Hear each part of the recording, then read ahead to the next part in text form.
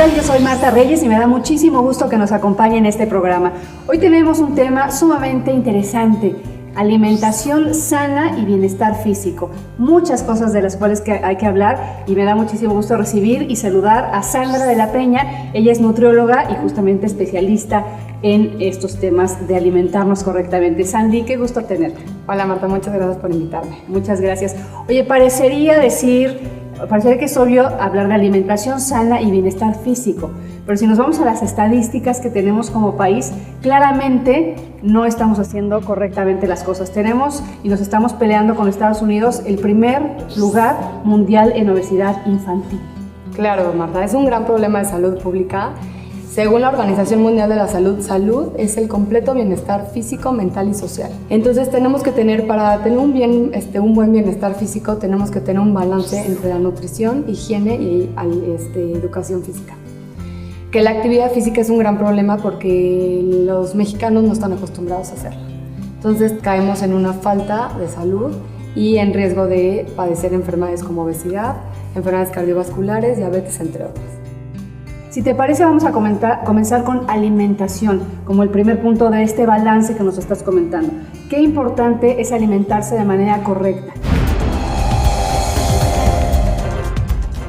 Mira, alimentarse de manera correcta es un punto muy importante. Hay que saber que tenemos que llegar a un balance entre todo. Y no solamente el comer frutas y verduras, es saber el cocinar, las porciones que comprar. Tenemos que saber que estamos rodeados de muchos alimentos industriales. Entonces, el alimentarse correctamente es llegar a un balance tanto del gasto energético como la ingesta energética. Si nosotros llegamos a un balance, tenemos que tener un peso saludable. Aquí me gustaría centrarnos en nuestros niños, que finalmente son el motivo de todo este trabajo que estamos realizando. Nosotros como madres tenemos la responsabilidad. Si hay un niño obeso, no es responsabilidad del niño. Este tema es totalmente, digamos, está en nuestras manos como familiares del niño.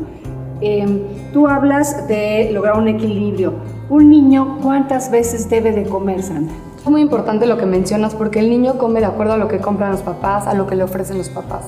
Es muy importante saber que los niños escogen la cantidad y los papás dan calidad de alimentación. Eso es súper importante. Entonces, ya que los niños tienen, por ejemplo, a partir de los 2 años, que ya es cuando pasan la parte de lactancia, empiezan la lactación, a partir de los 2 años los niños deben de comer 5 veces al día. En la parte preescolar, que más o menos estamos hablando de los 2 a los 5 años, los niños pueden llegar a comer solamente 4 veces. ¿Por qué? Porque obviamente duermen mucho más temprano. Y ya en la parte escolar, más o menos de los 6 hasta los 12 años, hasta los 18 años, sí deben de comer 5 veces al día. Que son 3 comidas fuertes y 2 colaciones. De alguna forma, ¿cuál es el motivo de las colaciones y de los refrigerios? ¿Por qué 5 veces? Porque el metabolismo se acelera y se mantiene constante mientras comamos más veces en el día. Nunca han de pasar más de 3-4 horas entre cada tiempo de comida porque el metabolismo está funcionando.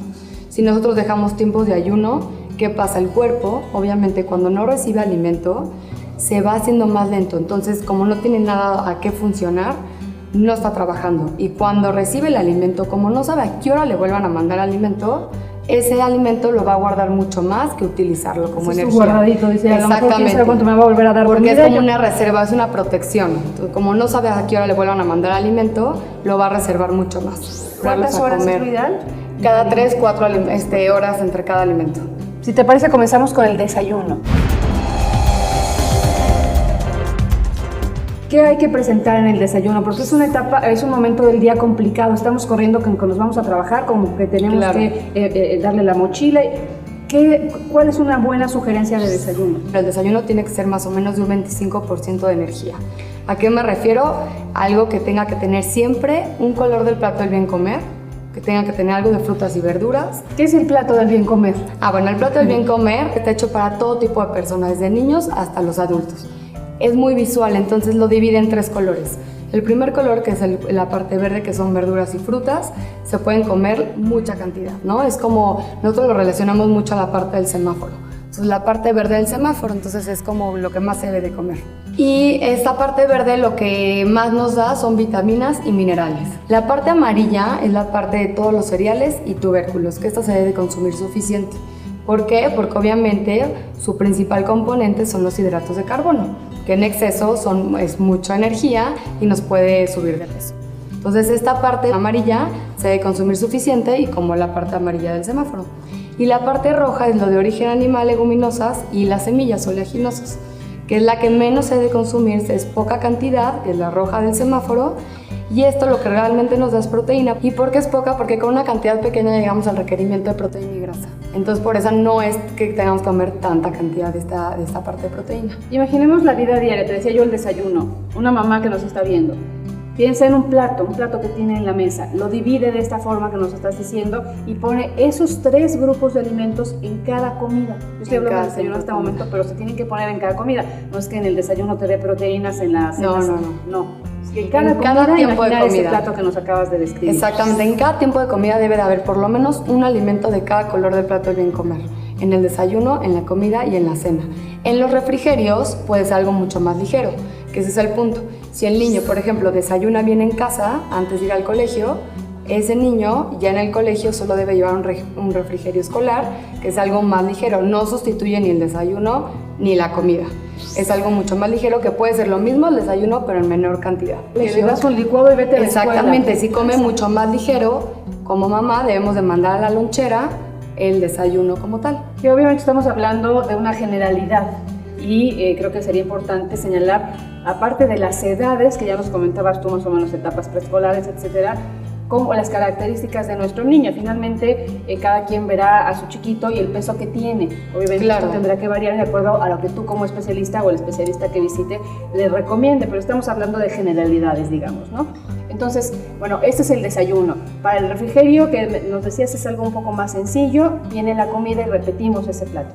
Exacto, llega la comida, repetimos los 3 colores del plato del bien comer, después llega la colación de la tarde y después la cena. Lo que recomendamos es en desayuno que sea un 25%, la comida un 30%, que realmente será la más fuerte, y la cena un 15%, es algo mucho más ligero.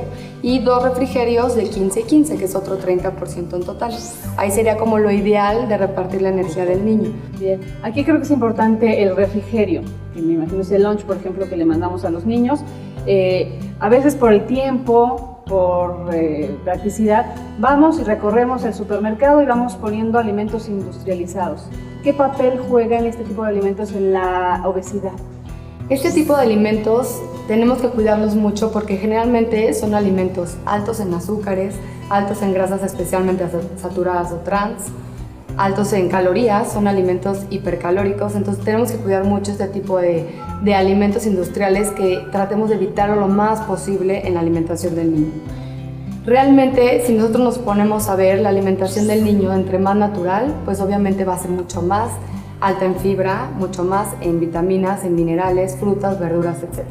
Oye, yo pienso en lo que está diciendo la mamá que nos está viendo y saber, pero pues qué fácil se dice, pero dame ejemplos. A ver, tú dime 5 ejemplos de refrigerio ideal.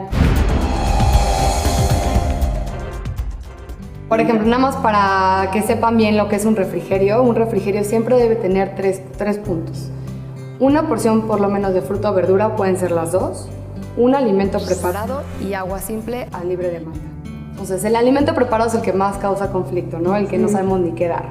Yo lo que siempre recomiendo es que lo que dan en desayuno o cena, ese tipo de alimento pueden hacerlo como refrigerio, pero en menor cantidad.